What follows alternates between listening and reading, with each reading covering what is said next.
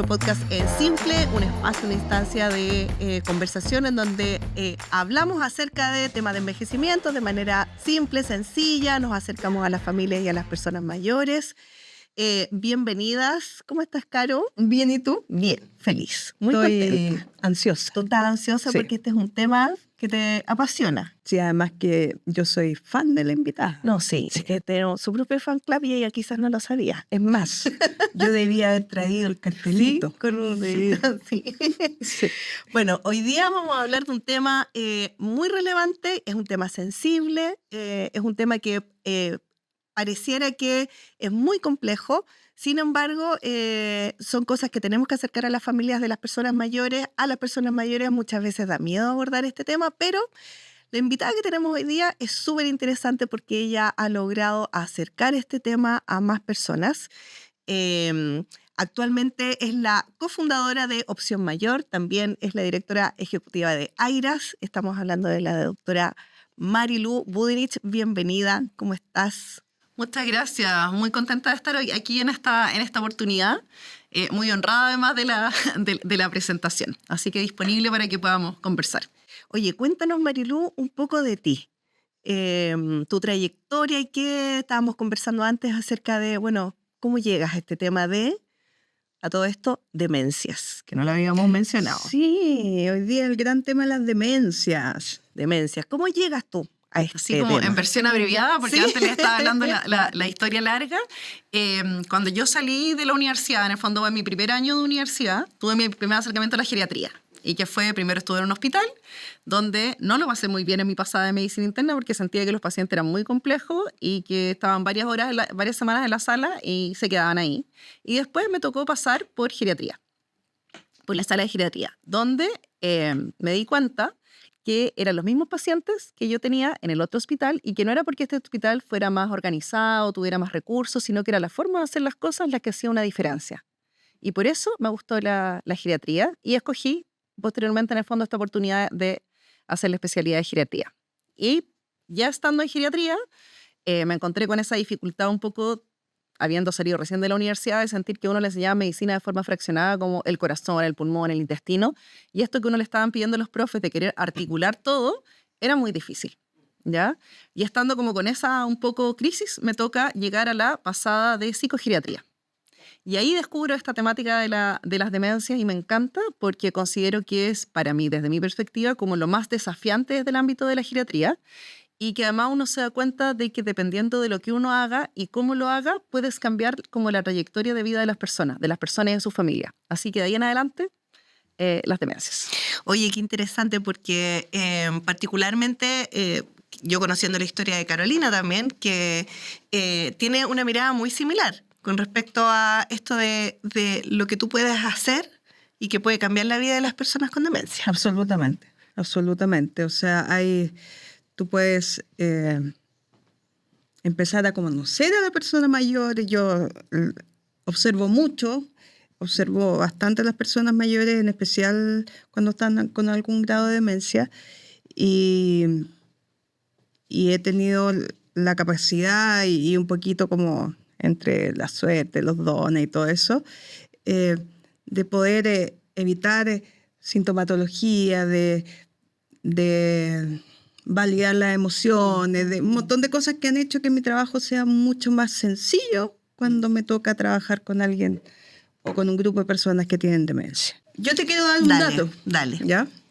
Voy a leer esto. Yo Sí, sé que nuestra no, productora no se importa. enoja y todo, pero imposible que me lo aprenda. Según el MinSal, el año 2022, el 8% de las personas mayores de 60 años vive con algún grado de demencia. Eso, así como calculando, aproximadamente son 228.000 personas mayores, lo cual, que si bien el 8% es poquito, 228.000 personas son muchas personas. Y por ende es un tema del cual hay que ocuparse. Sí, Fuertemente. muchas familias también. O sea, Muchas familias. aquí, bueno, y aquí por eso tenemos a la doctora Marilu, porque en realidad para hablar de este tema primero hay que empezar, lo primero es lo primero. ¿Qué es la demencia? Ya, cuando nosotros hablamos de demencia, y que ahí aclaro también porque hoy en día se habla de demencia o trastorno neurocognitivo mayor. Esos dos términos son los correctos, ¿ya? Y son como igualmente válidos. Cuando yo digo que una persona tiene una demencia, estoy diciendo que tiene una afectación cognitiva de alguna de sus habilidades cognitivas, y ahí importante hacer la salvedad que uno siempre dice, por ejemplo, la memoria. Pero las habilidades cognitivas son mucho más que la memoria. Tenemos el lenguaje, el cálculo, la capacidad de toma de decisiones, la capacidad de organizar. Entonces, que se afecta una de estas actividades, en el fondo uno de estos dominios, y que repercute sobre la capacidad de la persona de desempeñarse en su día a día. En el fondo, ¿qué es? Afectación entonces cognitiva de al menos un dominio que repercute en la funcionalidad de la persona. Ese es como, de ahí estoy partiendo. Y que esto es adquirido. Esta persona no era así y ahora está así. Oye, y mira, las personas en realidad, y me incluyo, digamos, antes de conocer a la Cabra y conocer el tema de las demencias, tenemos asociado mucho la demencia a la memoria derechamente. Entonces tú dices que es uno de los factores. ¿Pero qué tiene que ver la demencia con la memoria en realidad? Claro, es que en el fondo, como decimos, en general nosotros decimos memoria, pero la memoria, igual la misma memoria, tiene distintas como subcategorías. Hay temas que están vinculados con el lenguaje, qué sé yo, con distintas cosas. Entonces, ahí voy a retroceder un poquito, dice que está la memoria. Y por otro lado, está, cuando uno dice esto, como las habilidades que las personas tienen que dependen de esta, así como esta funcionalidad, que dependen de estas habilidades cognitivas, tenemos que pensar que también ahí, Carolina lo tiene muy presente en lo que es como la funcionalidad de las personas, ¿cierto? Nosotros, como seres humanos, nos desarrollamos en distinta complejidad. Hay actividades que son avanzadas, trabajar, viajar, por ejemplo. Hay actividades que se consideran instrumentales, como conducir, manejar el dinero, los medicamentos, y hay otras que son más básicas que tienen que ver con nuestro autocuidado, bañarme, vestir, la continencia, ese tipo de cosas. Y finalmente, bueno, nuestro cerebro es el director de orquesta. Por lo tanto, son las distintas habilidades del cerebro las que van a interferir en el fondo o facilitar el que nosotros vayamos desarrollando estas distintas funciones. No solo el cerebro, sino que también hay temas del ambiente, distintas cosas, ¿ya? Entonces, en el fondo, este tema de decir que es la memoria o que la memoria está buena o la memoria está mala tiene que ver con lo que como comunidad entendemos como por cognición, que cognición es igual memoria. A uno le preguntan, por ejemplo, a veces uno habla de la memoria, ¿y cómo está la memoria? No, la memoria está súper bien, se acuerda de todo. Ya, pero maneja sus medicamentos, puede conducir, sale solo. No, eso no lo hace porque está viejito o porque no sé qué. Claro. Porque entonces la memoria está buena porque se acuerda de ciertas cosas, pero tenemos estas otras dificultades. Ahí, perdón que me voy a salir del libreto, perdón. Sálgase todo lo que Ya. quiera. Lo que pasa es que ahí tocaste un tema, no lo hace porque está viejito. Hay muchas veces que la familia evita que la persona haga cosas solo por el miedo de que les pase algo, lo cual les quita funcionalidad. Y por ende, no, es que no puede hacer nada. No puede hacer nada, efectivamente no puede hacer nada. Efectivamente no puede calentarse un plato de comida en el microondas. Es que uno como familia tiende a hacer eso, pues como es que tiene toda la razón la Caro, porque como que si algo está fallando en un ámbito de tu vida, tendemos como familia, por miedo, por lo que sea, y lo que hemos visto, a impedir que, o creemos que eso tiñe todo, pues, como todos tus ámbitos de la vida. Eso es, más allá de lo que se ve como en la consulta misma, la familia interfiere. Aunque mucho amor y cariño, pero uno mete la pata. Como exceso de amor y cariño. Exceso de amor y cariño. Se puede interferir positiva o negativamente. Sí. Claro. Y ahí también quizás tienen este tema de lo que es como quizás como este estigma hacia el envejecimiento, de pensar que todo lo que nos va pasando a lo largo que aparecen los años es envejecimiento.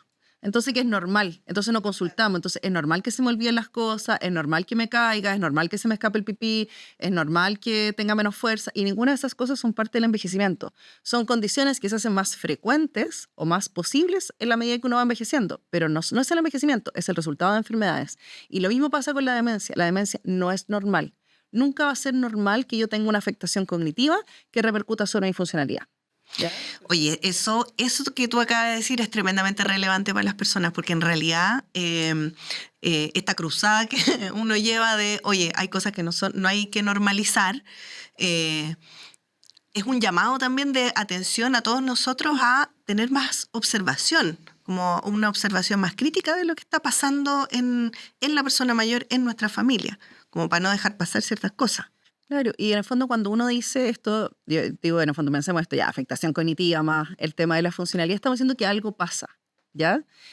Cuando yo tengo sospecha o pienso que quizás puede haber una demencia o esta afectación, tenemos que ver qué es lo que está pasando.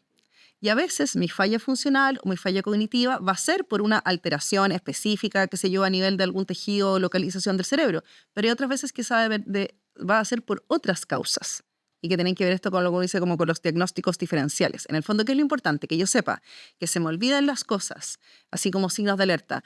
A todos se nos pueden olvidar las cosas, pero si se me empiezan a olvidar más las cosas, ¿ya? O si yo nunca he sido olvidadizo, eso es lo que va a importar. O si empiezo a a guardar o encontrar objetos en lugares donde no corresponde. Si se me empiezan a olvidar algunas palabras. No sé, a todos nos pasa de repente que vamos a la cocina y se nos olvida por qué vamos a la cocina. Pero después nos acordamos. Distinto es que yo no me acuerde nada. Nunca y que más. pasen las horas y no me acuerde más. Entonces, cuando yo tengo esos signos de alerta, ¿qué es lo importante decir? Mira, acá hay algo que es distinto. Yo no era así y ahora estoy así. Entonces, ¿qué es lo que tenemos que hacer? Una evaluación. Y con tranquilidad en el fondo y hablar del tema, porque a veces pasa que en el fondo, en la medida también en que yo le temo, si no las conozco, no voy a consultar y no voy a reconocer a tiempo.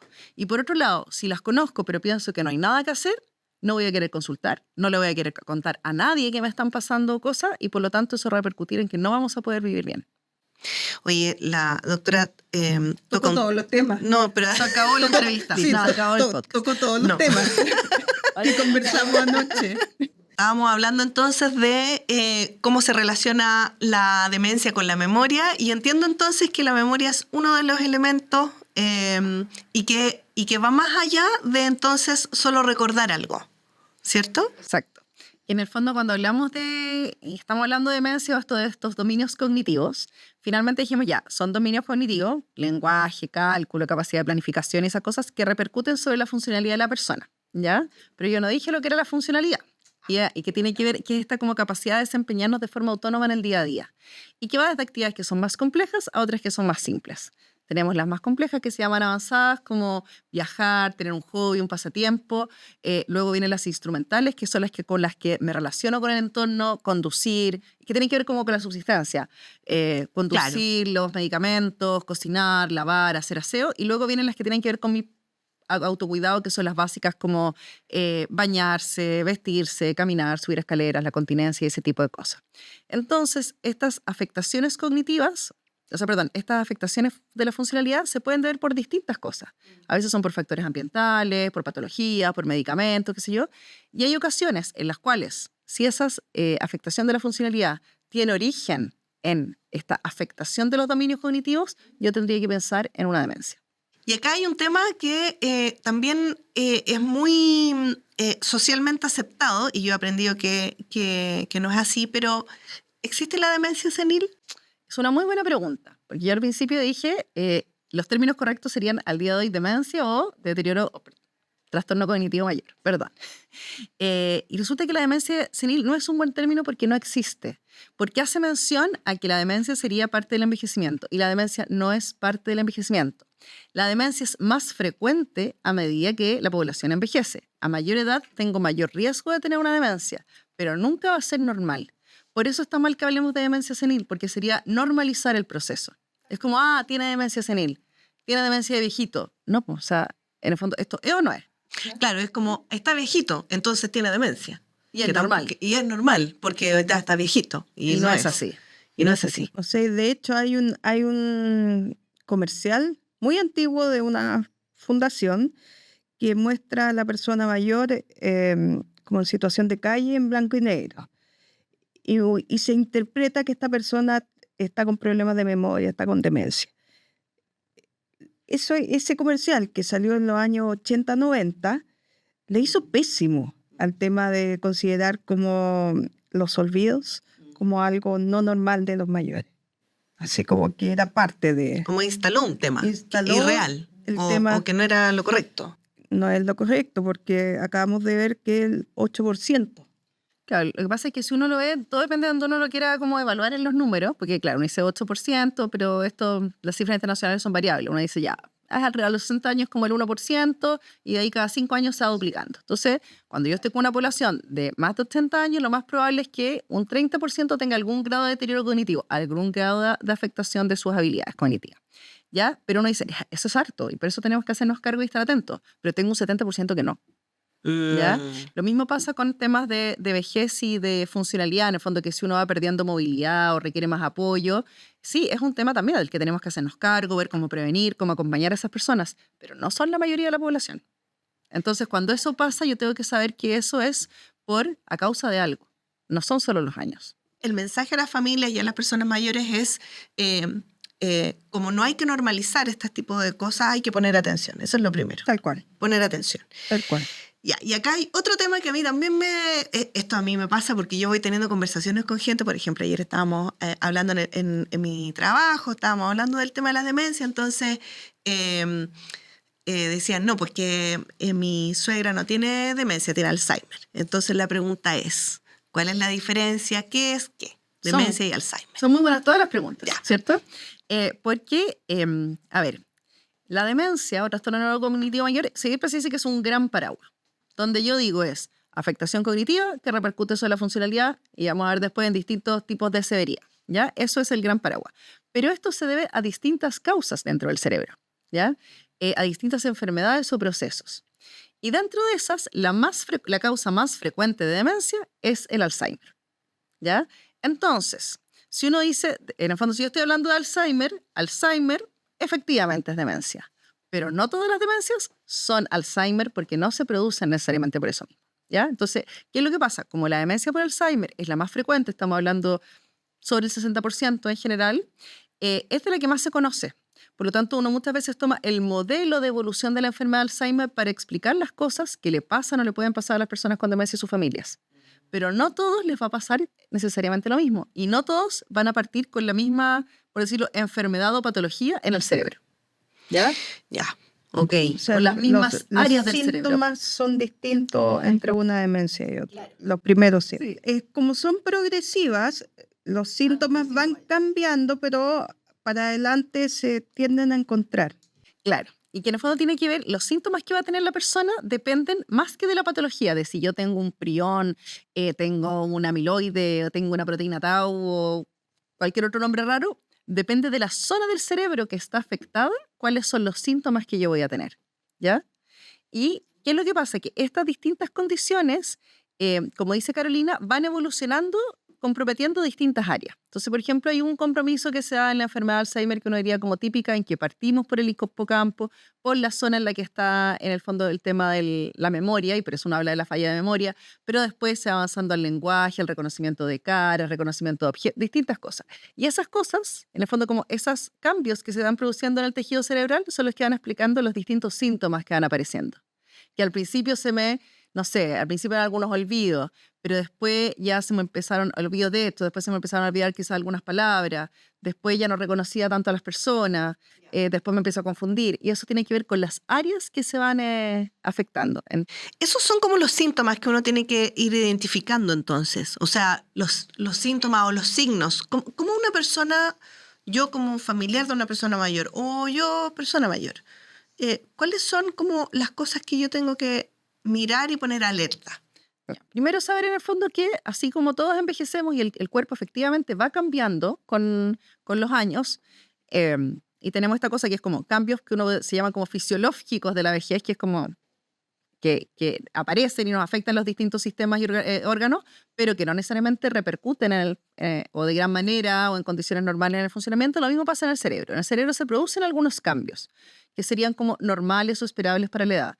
¿Qué cosas pueden ser? Por ejemplo, que mi velocidad de procesar alguna información sea un poco más lenta, ¿ya? Que me cueste más de repente concentrarme en alguna cosa. O, por ejemplo, yo voy a tener la capacidad de mantener la atención, pero la atención sostenida en el fondo, o atención, si me están hablando de varias cosas a la vez, probablemente me cueste más hacerlo. Eso es esperable. Claro, Ya. eso podría pasar. Eso ¿ya? podría pasar, ya.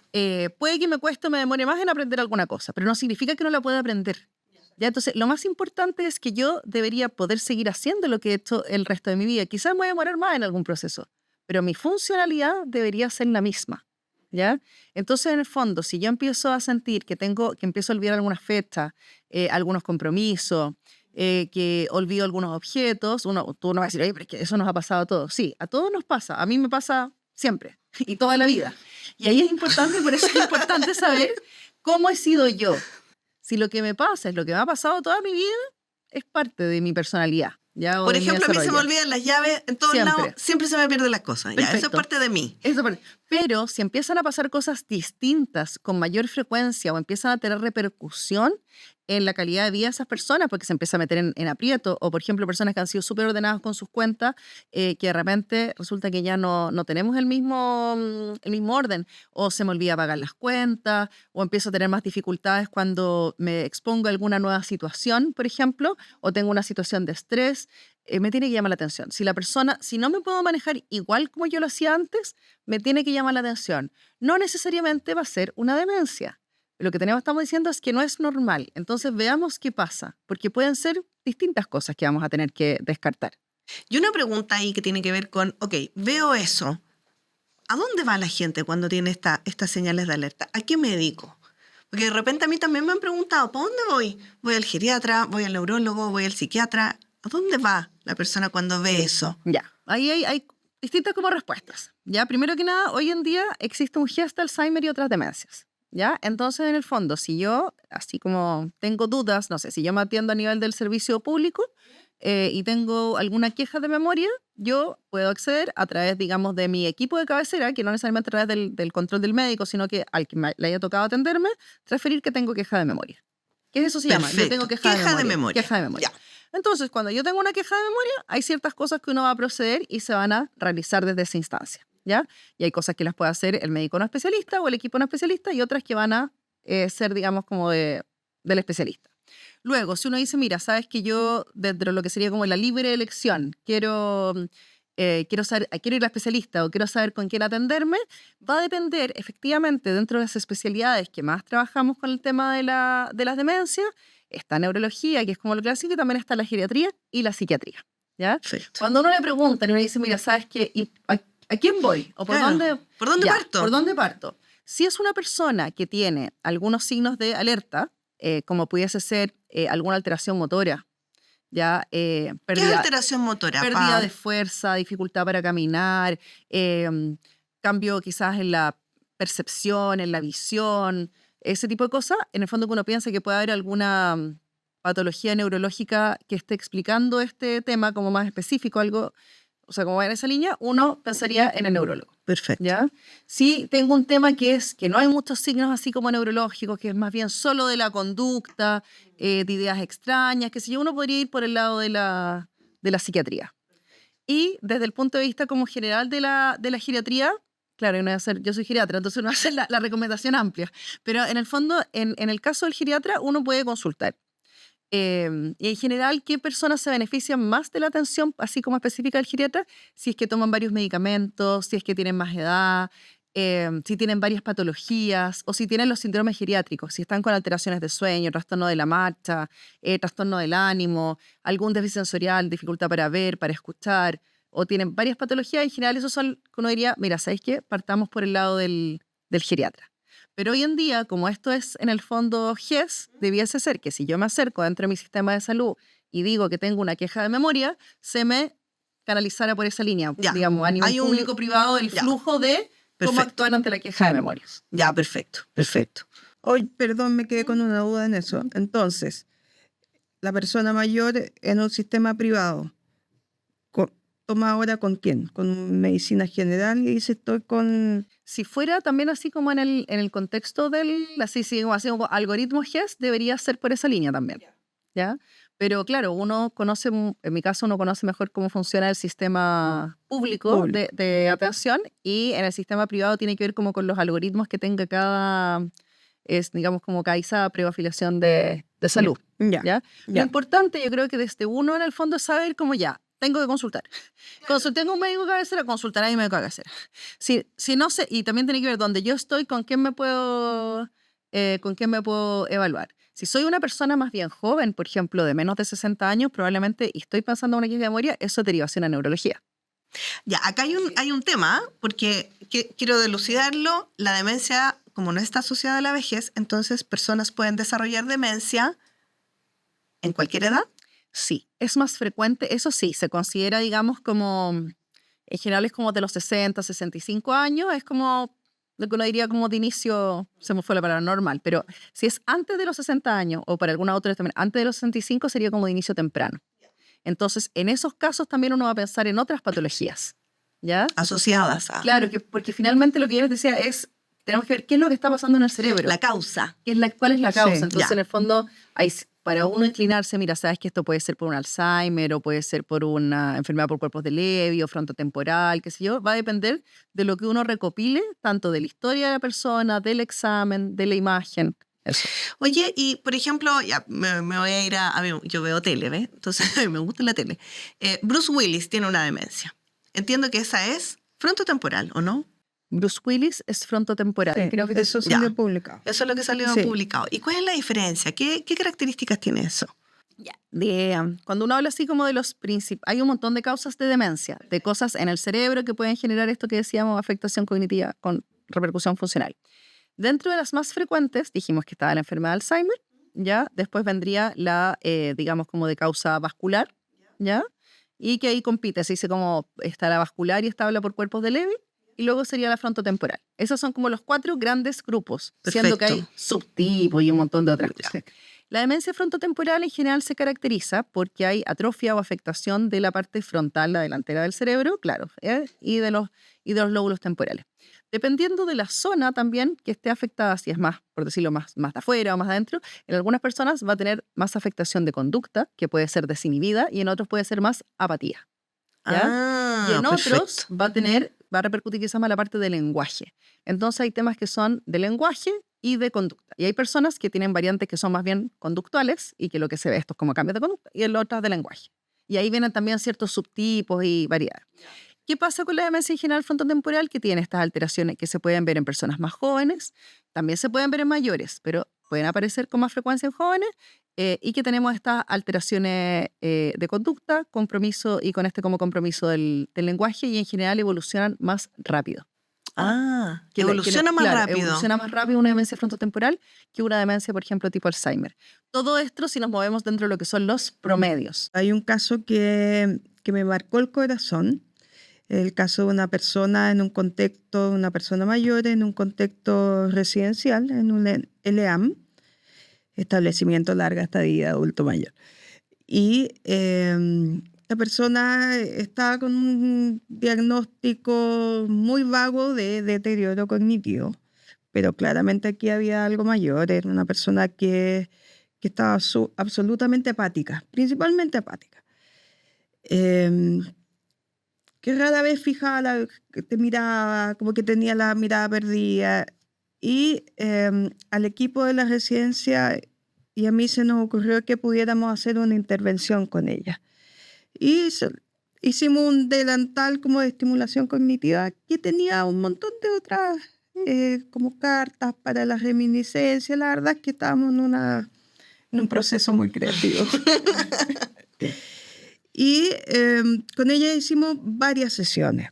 Y en la sesión 3, ella reconoce este delantal y dice, ¡oh, el delantalcito!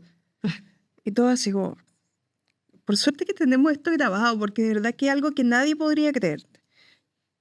En la sesión 5 o 6, no sé por qué me tocó hacerla a mí sola, no estaba la terapeuta ocupacional.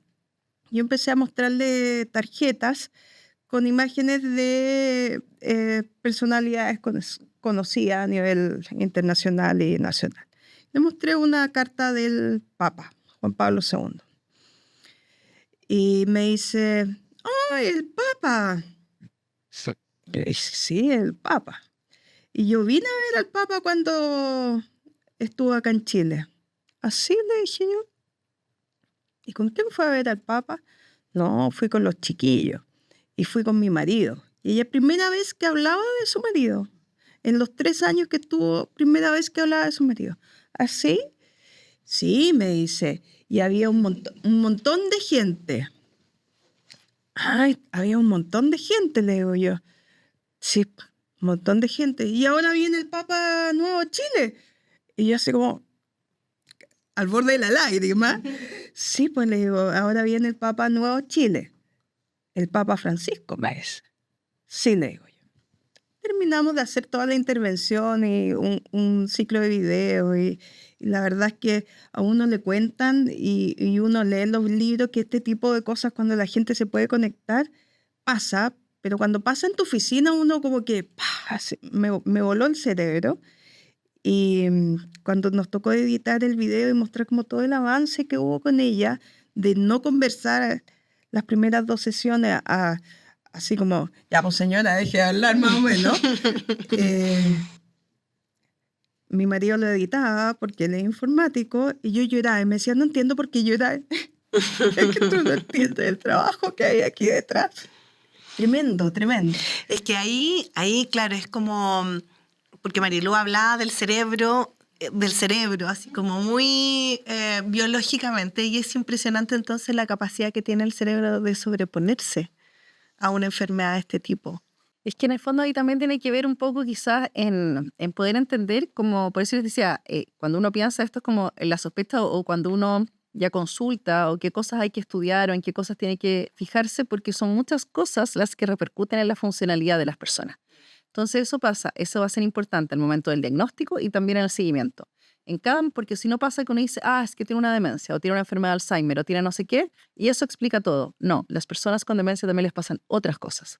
Por lo tanto, yo no le puedo echar toda la culpa a lo que le pasa a la persona, a la demencia o a la enfermedad en particular que tenga, sino que tengo que ver qué es, porque claro, yo tengo esta persona que si uno lo ve así como que tiene esta patología, sí, pero tenemos que ver cómo está interfiriendo su ambiente social, su ambiente físico, su misma, en el fondo, salud, los medicamentos que utiliza, otras cosas en su funcionalidad. Entonces, claro, yo el cerebro no lo voy a poder mejorar desde el punto de vista, esa partícula va a seguir alojada en ese lugar, pero ya hay un montón de otras cosas sobre las que sí puedo intervenir.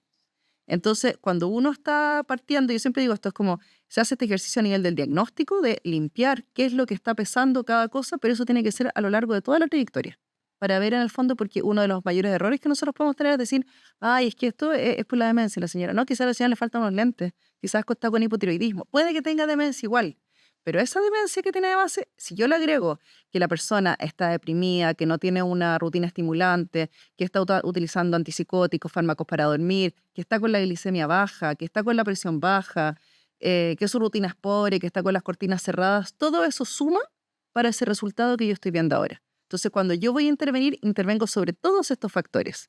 No necesariamente estoy haciendo que se deposite menos partícula en tal parte del cerebro, pero estoy interviniendo sobre todo lo que puedo intervenir. Oye, qué lindo eso, porque, bueno, tú me has contado varios casos que tienen que ver un poco con humanizar lo que le pasa a la persona con demencia, ¿no? No es solamente la enfermedad, sino que todo lo que te pasa alrededor, que finalmente es lo que nos pasa a todos como humanos diariamente, po. O sea, tiene que ver con, no sé, si te cambiaron de lugar, tu cosa favorita. Yo en particular, bueno, mi abuela, la mamá de mi mamá, tenía demencia, tipo Alzheimer, y estoy aprendiendo, y claro, ella además tenía diabetes, pero además ella vivió muchos años en Brasil, se tuvo que ir para acá, pero ella amaba vivir ahí con su marido. Y por distintas razones no pudo seguir viviendo sola. Entonces, claro, mi abuela tenía esta enfermedad, pero además le pasaron un montón de cosas que nadie recordaba, que no eran como parte de la normalidad de un ser humano. O sea, no tener dónde vivir y tener que vivir donde tus hijas no es lo que una persona quisiera. Entonces, claro, hay días que andaba malas pulgas y andaba malas pulgas porque ya se le había olvidado si en la casa de mi mamá, en el cajón de arriba, guardaba su ropa interior o en la casa de mi tía la guardaba en el closet de al lado. O sea, era mucho cambio. Pero además tenía diabetes. Y además se le olvidaba que tenía diabetes. Entonces ella quería comer chocolate, pero que mi abuela era seca, la mermelada, el chocolate, los dulces. Entonces, claro, lo que tú dices tiene mucho sentido porque efectivamente a nosotros, que como familia quizás no lo tuvimos tan claro en ese minuto, se nos olvidaban esas cosas. Entonces, claramente era muy difícil el manejo con ella. Y ahora que tú lo dices, me voy acordando de temas muy complejos que tienen que ver con humanizar a esa persona que está sufriendo una enfermedad. A él y a su entorno también. Porque, por ejemplo, cuando uno dice, no sé, si yo trabajo con un familiar o con un cuidador o algo así, no es lo mismo acompañar a una persona que tiene diabetes y EPOC y no sé qué cosa, a una persona que tiene diabetes, EPOC y además demencia. Porque la capacidad que va a tener esta persona con demencia, ojo que, como hemos dicho, hay distintos niveles de severidad, digamos, en la evolución, va, sobre todo a partir como de etapas moderadas, tiene más dificultades para contarnos qué es lo que le pasa, para poder seguir indicaciones, para poder adherir a ciertos tratamientos. Entonces la situación se hace mucho más compleja. Entonces eso significa que nosotros también como sistema tenemos que acercarnos de forma distinta a estas personas. Porque si en el fondo si ofrecemos el mismo cuidado o le exigimos lo mismo a uno que a otro, la situación que están viviendo no es la misma. Su glicemia son dos personas con la misma edad y los mismos diagnósticos y la misma glicemia, pero el abordaje tiene que ser distinto. Qué heavy ¿Sabes eso. Diga. que anoche hablaba con una doctora? Porque la verdad que las preguntas las han mandado como los mismos médicos aquí en el Colegio Médico Regional Santiago. Nos hemos dicho, Nos que, hemos estamos dicho acá. que estamos aquí. Sí. Y me decía que cuando ella era chica, su abuelita veía que habían unos monos en la pieza. Y me decía, pero ¿qué hace uno ahí? Así como, ¿cómo enfrentar los síntomas psicológicos y conductuales?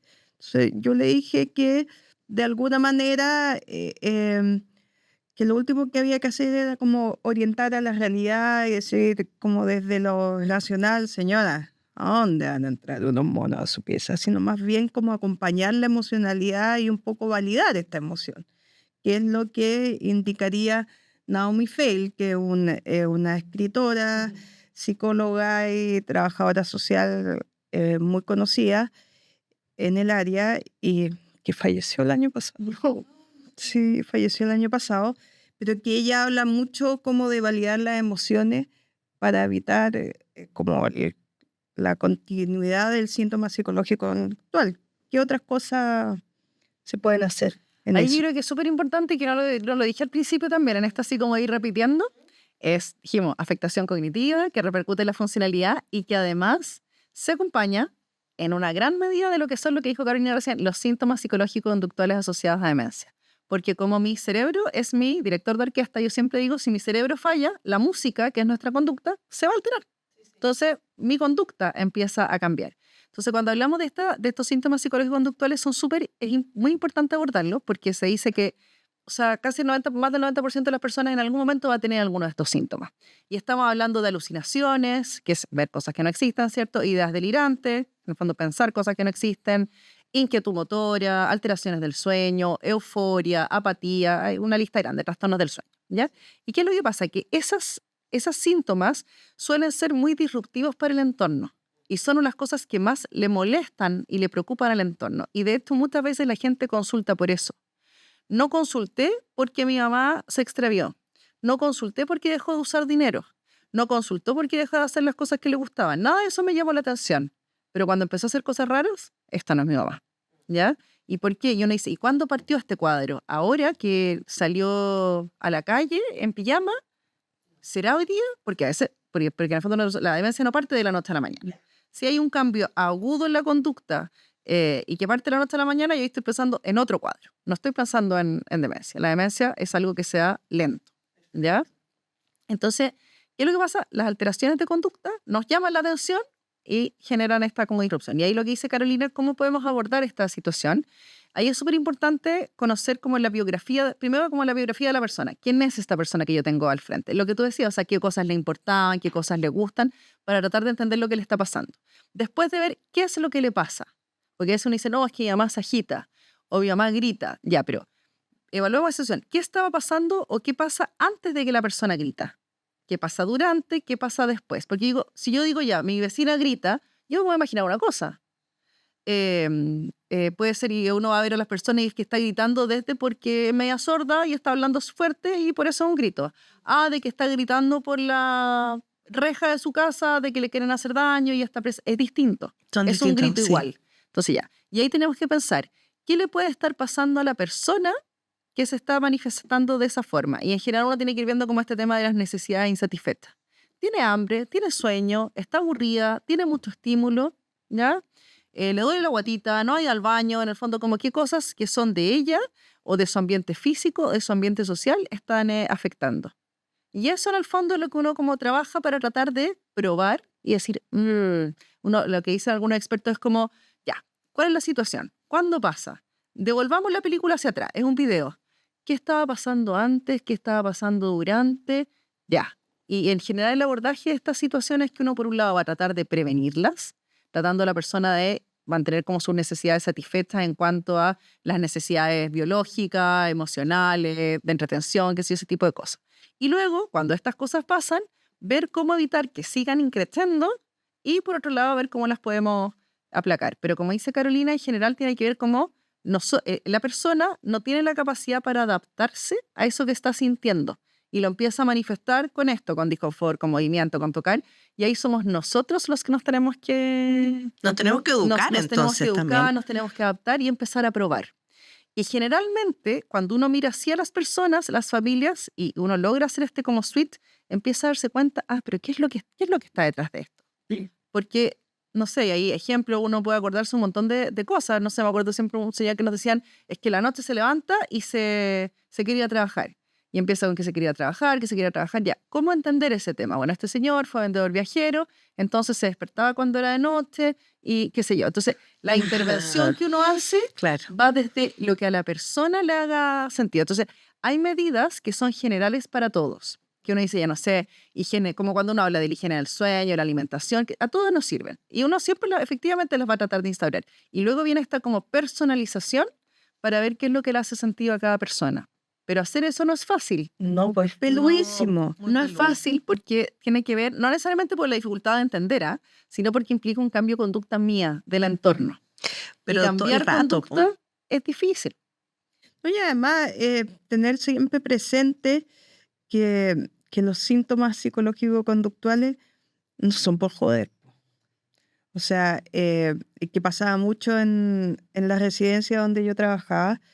Señora María, siéntese, ¿se quiere caer? No, claramente la La señora María se para porque es normal pararse. Mm. Acompáñela, le decía yo, acompáñela a caminar un ratito. ¿Qué le cuesta? Sí, porque si tú no hacías que la señora María se fuera a caminar, iba a quedar la escoba. Lo siguiente era que iba a quedar la escoba. Entonces, era como un poco anticiparse a que quedara una escoba que no solo afecta a una persona, va a afectar a todas las personas que están alrededor. Entonces, Igual es ahí, cuando hablaba Marilú también y lo que tú comentas, de este cambio conductual de uno adaptarse como familia, esta es una enfermedad que finalmente tiene un gran impacto en las familias. Emocionalmente es muy difícil manejarlo. Yo recuerdo cómo lo vivía mi familia, lo vivía yo. Yo personalmente viví muchos momentos con mi abuela en donde tratar de tener la perspectiva para entender que eso que me está diciendo no necesariamente me lo está diciendo con maldad o me lo está diciendo porque me odia o porque me quiere hacer daño, sino que es parte de su enfermedad, es muy complejo. O sea, yo me acuerdo que mi abuela en algún minuto le decía a mi mamá, por ejemplo, que yo como que incluso me dolía porque en un minuto le dijo, si hubiese sido por mí, yo no las hubiese tenido usted. Entonces, claro, para una hija que está haciendo todo lo posible, por favor, para que su mamá esté bien, que le digan eso, yo decía, más encima le están haciendo daño a mi mamá, era como, ya. Pero entendía también que mi abuela estaba muy enamorada de su marido y se murió muy tempranamente. Entonces ella lo extrañaba mucho. Y extrañaba mucho cuando eran jóvenes, antes de tener a las niñas, a mi mamá y mis tías, porque estaba muy enamorada nomás.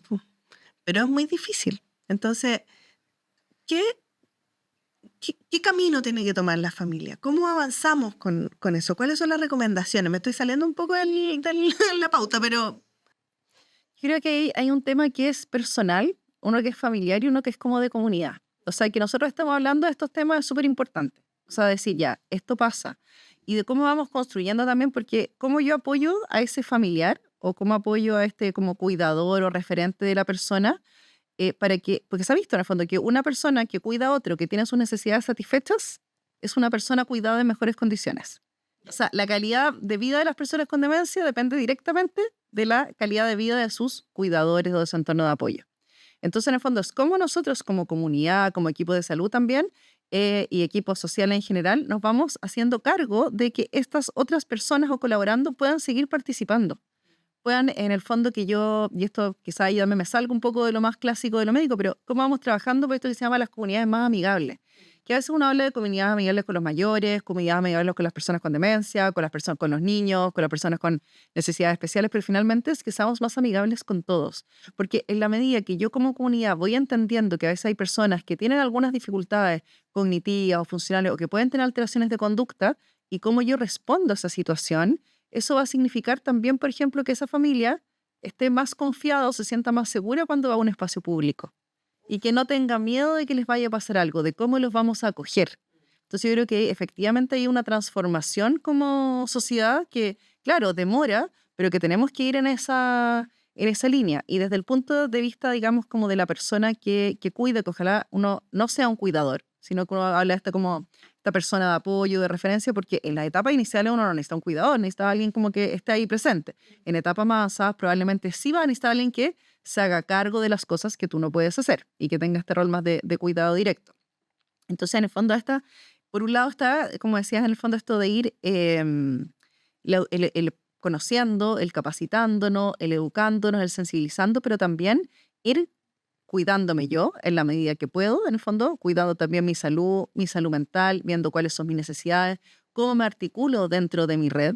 Porque a veces pasa que, y esto implica, es desafío para las familias porque a veces yo tengo una persona que vive con la persona con demencia o que se hace cargo como de cierto cuidado. Y hay otros que están a la distancia, qué sé yo, y también hay temas de ver cómo cada uno puede participar. De qué forma puedo turnar, cómo vamos a organizar los recursos y entender cómo a veces yo puedo ayudar a otro. Y de que esa misma persona se deje ayudar o diga cuáles son sus necesidades, porque lo típico es como, ya, yo te puedo ayudar en esto, pero finalmente, ¿en qué necesitas tú que yo te ayude? Claro. Te hago las compras, quieres que me quede cuidando la mamá para que tú vayas a tal cosa. Entonces, efectivamente es un proceso y en el fondo, el vivir con demencia requiere de un acompañamiento, de un equipo que esté ahí, digamos, como apoyándonos en Requiere de distintos un niveles. entorno. Sí, mira, yo quiero decir algo que siempre me ha hecho mucho ruido.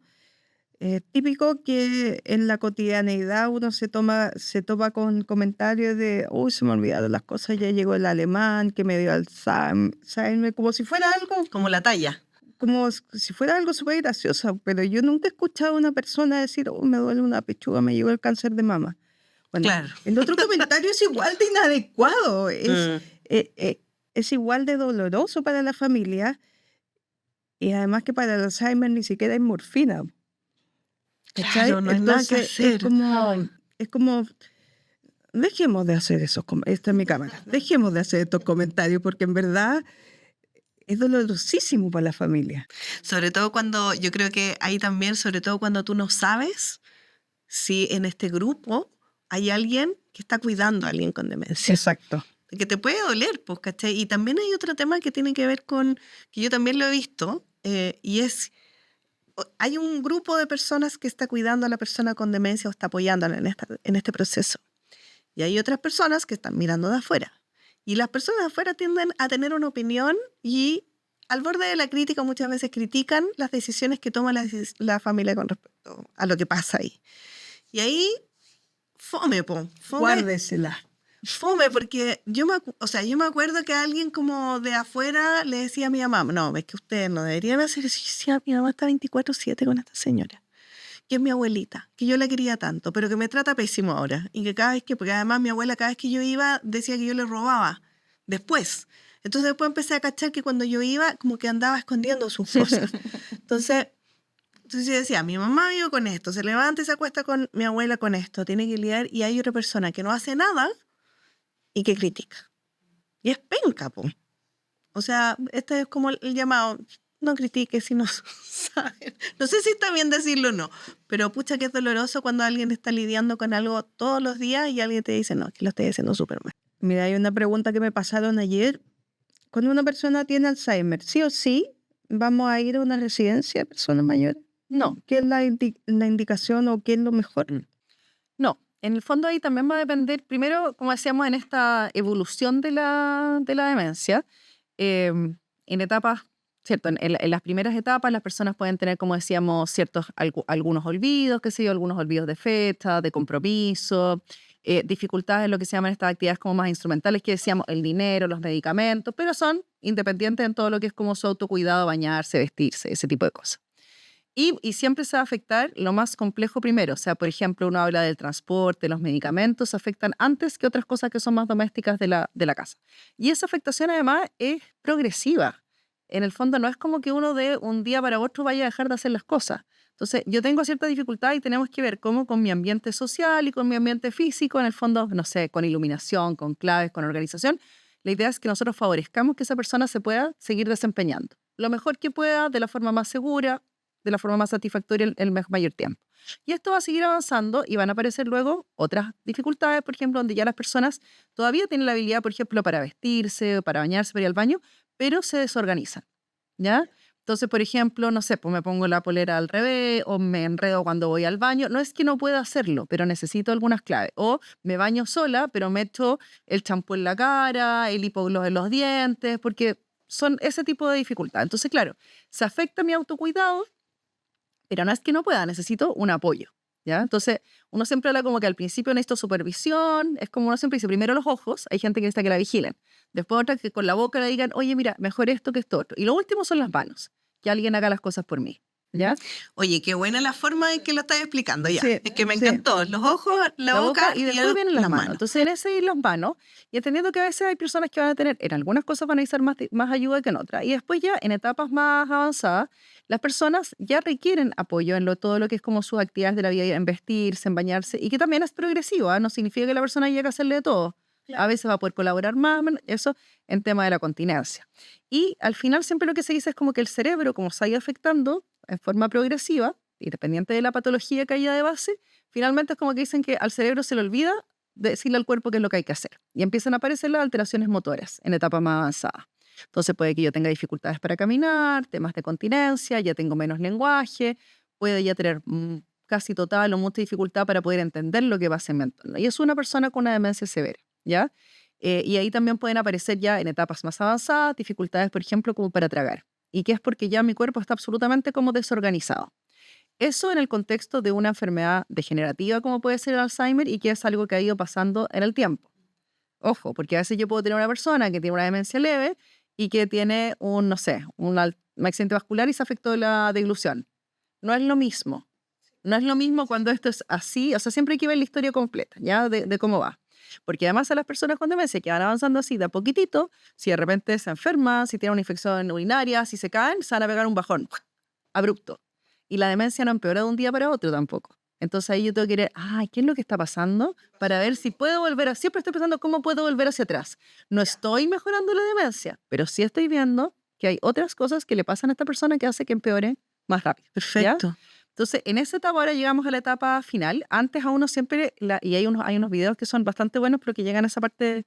Claro, dice, al final la persona va a estar postrada, qué sé yo, con una sonda y como así dobladita, qué sé yo, pero eso no es necesariamente así, porque cómo la persona va a llegar a esta misma etapa con todas estas dificultades, pero cómo llegue va a depender de los cuidados y las facilidades de acompañamiento que se le dieron.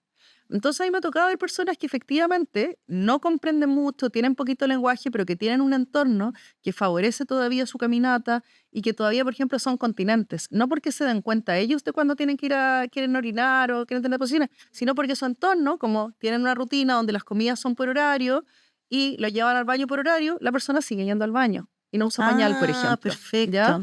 Entonces, en el fondo, o personas que efectivamente no están postradas en su cama porque han seguido levantándose, quizás ya no caminan, pero tienen una vida que se llama como de cama a sillón. Entonces, en el fondo esto no es como que este es el futuro y así va a ser. O sea, efectivamente esto va a regresar. No es como, uy, qué divertido, qué bueno va a ser, no.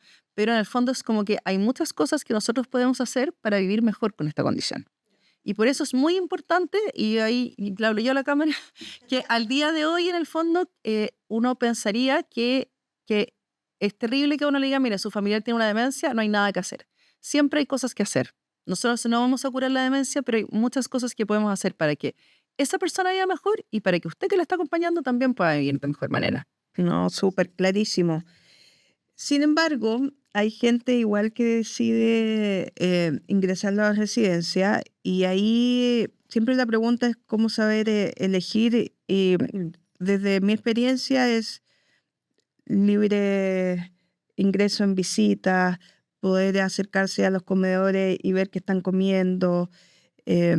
Bueno, y obviamente que se vea limpia, que se vea ordenada y que finalmente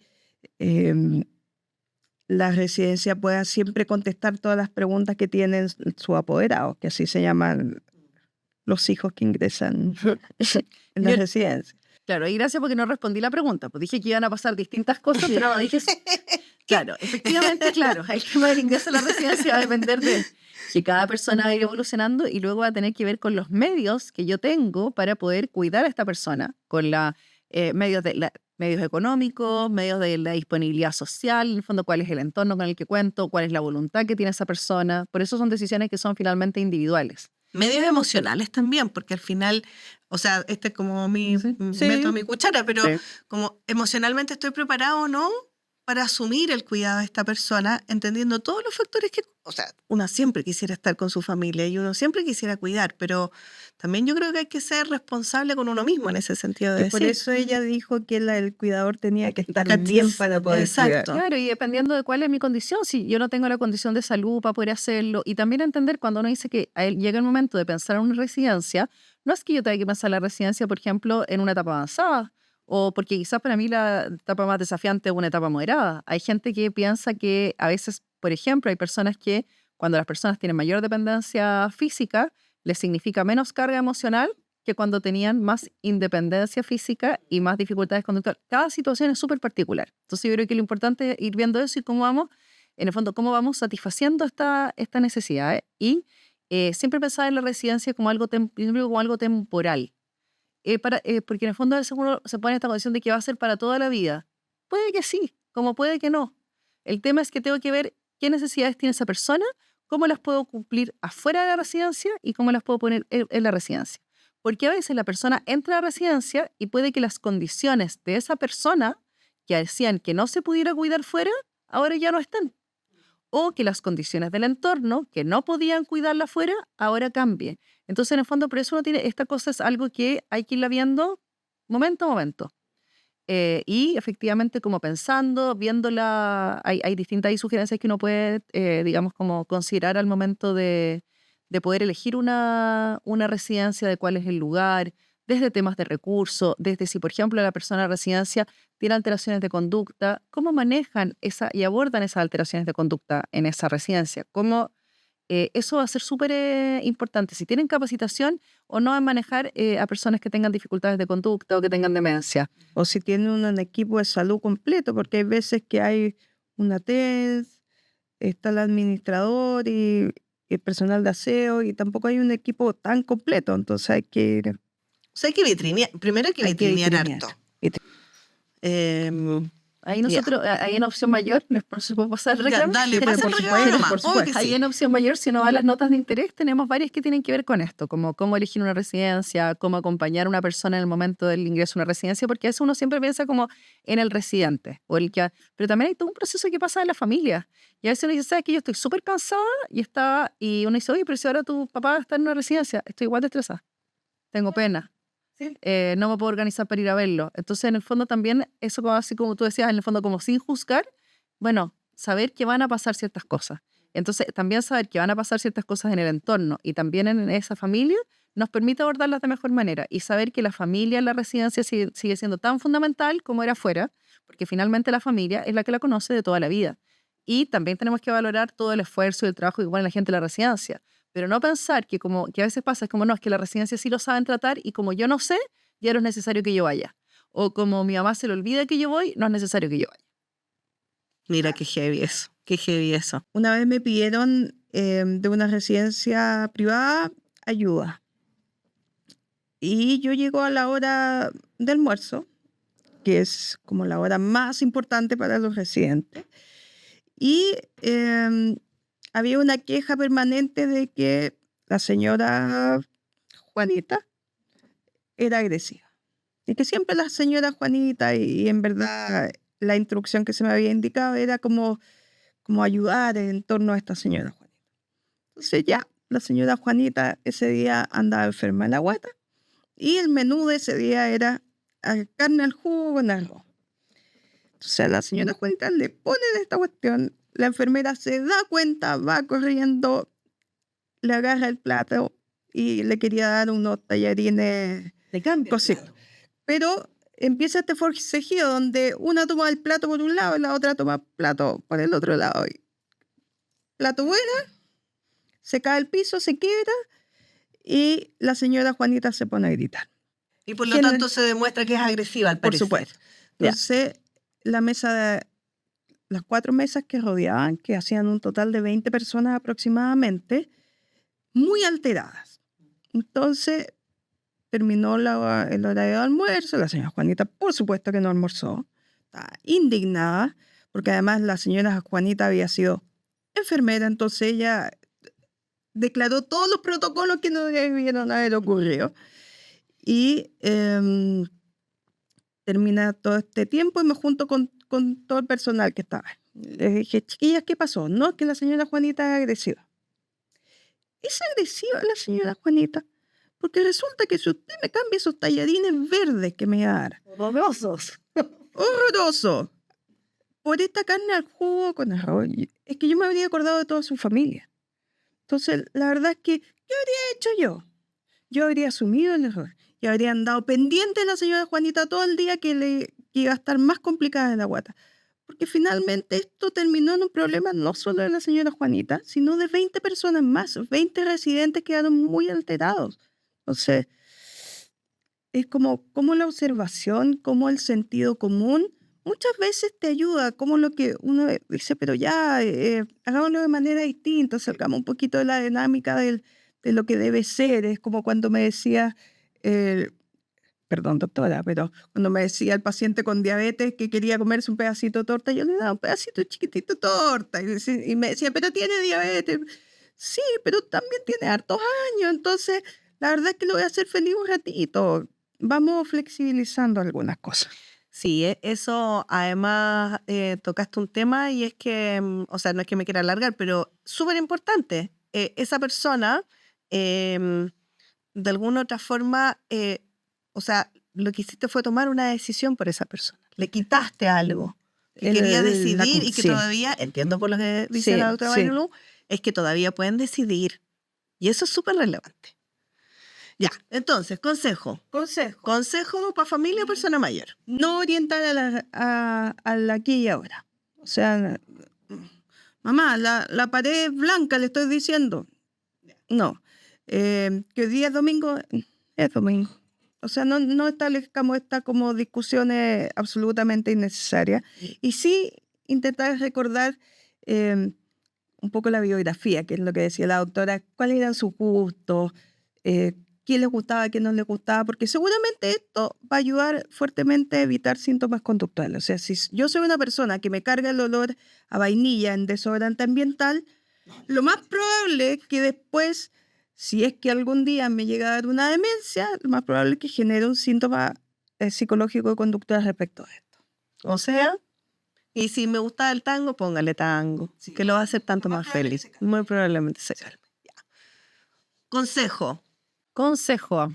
¿Algún tip? Sí, algún tip. Bueno, yo creo que lo primero es que entre todos, que esta situación no es fácil, pero que podemos vivir mejor y que se puede vivir mejor con demencia. Yo creo que eso es así.